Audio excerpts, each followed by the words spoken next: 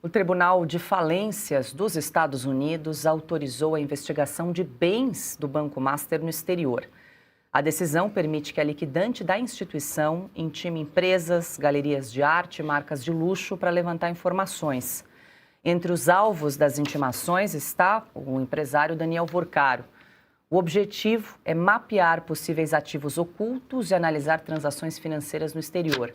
A defesa de Vorcaro contestou a investigação, mas o juiz entendeu que não há impedimento para apuração. Parte dos pedidos foi limitada, incluindo a investigação sobre um imóvel de luxo nos Estados Unidos. A decisão segue regras da legislação brasileira sobre o congelamento de ativos em casos de liquidação. Ana, estamos resgatando aquele assunto lá do início do programa, quando você nos trouxe essa decisão do juiz americano, da justiça americana, né, que determinou o rastreio dos bens de Daniel Vorcaro e do Banco Master, justamente para poder depois pagar os credores, né, para ver esse congelamento dos ativos.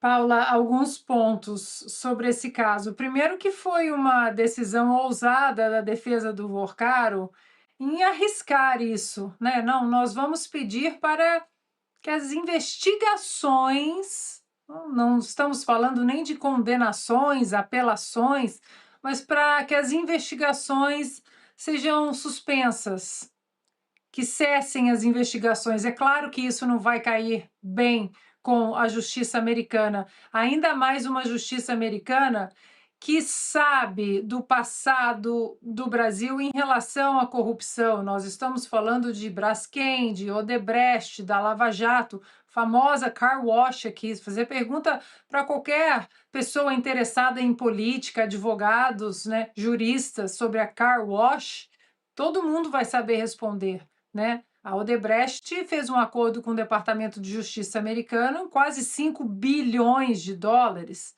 ou seja, não é bem assim. Então, agora, o interessante é que eles arriscaram assim mesmo a defesa do Daniel Vorcaro.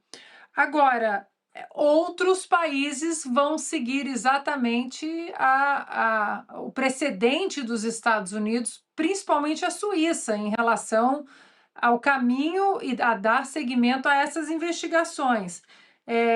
Diante dessa negativa do juiz Grossman, claro que a pergunta que fica para os americanos é: mas por que impedir a investigação?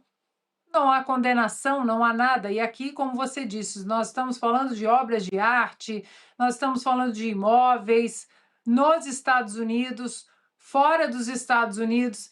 E tem uma outra coisa também, Paula, que é em relação a um caminho que o governo brasileiro vem negando a cooperação, que é o caminho sobre colocar o PCC e o CV na lista de narcoterrorismo.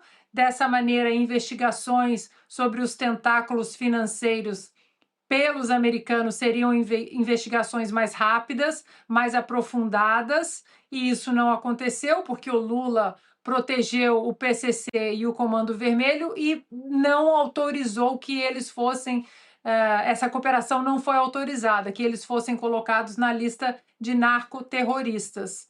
Pois bem, não foi a intenção desse juiz, não creio que tenha sido a intenção desse juiz, e sim simplesmente seguir com as investigações e saber até onde isso vai, principalmente no que se refere ao que está em solo americano.